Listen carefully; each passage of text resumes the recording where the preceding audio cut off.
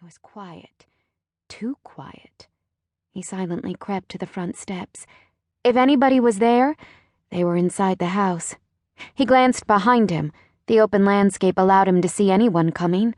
The scattered trees were large enough to hide a foe, but even they were too far away for someone to surprise him. Except for the oak out back. He would have to tread carefully there.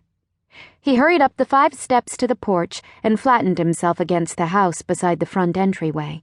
Slowly, he opened the screen door. Just in time, he recalled the squeak if opened all the way.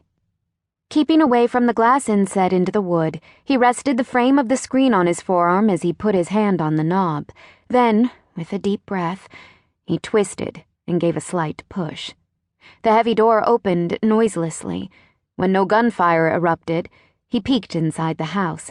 When he saw nothing, he quickly entered, his hand catching the screen to close it without a sound behind him. He moved to the side of the foyer and listened for any noise. The house remained as soundless and still as before. On silent feet, he walked to his left. He glanced up the stairs but chose to look around the ground floor first. The front room, the one his mother had used as a music room, had been turned into a formal living area by his aunt. His gaze searched the space. As if pulled to them, he spotted 2 holes in the wall. Bullet holes. A sinking feeling filled him. For long seconds, he stared at the marred drywall, hoping it was his mind playing tricks on him.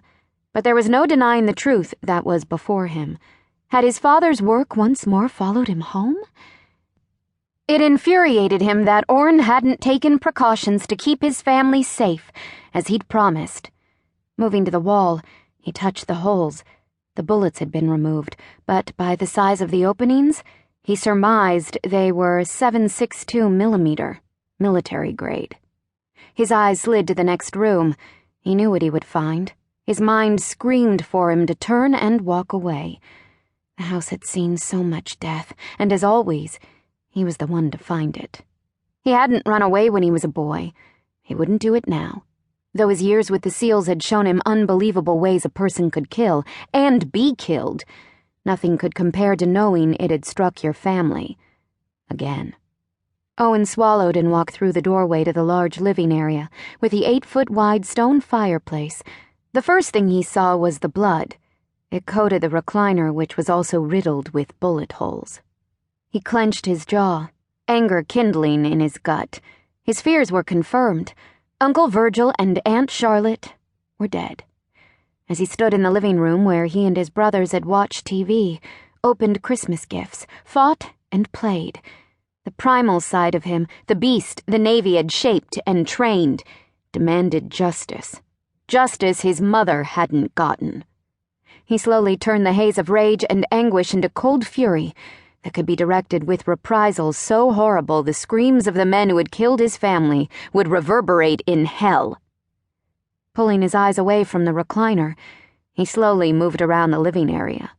Debris from the gun battle littered the floor, making it so he had to carefully choose where to set his feet so as not to make a noise. He reached the arched double entry into the kitchen and felt his chest squeeze in fury. The shooters had found Aunt Charlotte there. By the dough still on the counter, she'd been making her famous bread. The blood pool on the floor was large, as was the pattern of splatter on the walls. A floorboard creaked behind him. He whirled around, his arm jerking up and back to hit the intruder. At the last minute, he recognized the dark gold eyes and stopped his assault. "Wyatt." His elder brother gave a firm nod in greeting. "Owen?" He frowned as he looked at Wyatt's face, covered with a thick beard. His dark hair was unkempt and long. Wyatt stood still as stone, his gaze moving from one place to the next. Having gone undercover enough times himself, Owen recognized the reason for Wyatt's appearance. His brother had always been quiet, a loner. Only the Loughmans knew the cause, and no one spoke of it. Now, Wyatt appeared even more serious, if that were possible. He was leaner than Owen remembered, more lethal and vicious. Wyatt wore black camo with no insignia, so that's where his brother had disappeared to. Delta Force. Despite Wyatt's icy demeanor, not even he could hide the anger that sizzled in his eyes.